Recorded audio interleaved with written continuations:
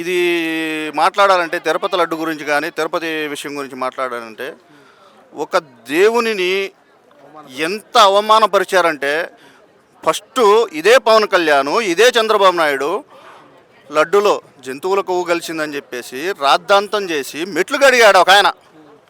మెట్లు గడిగాడు.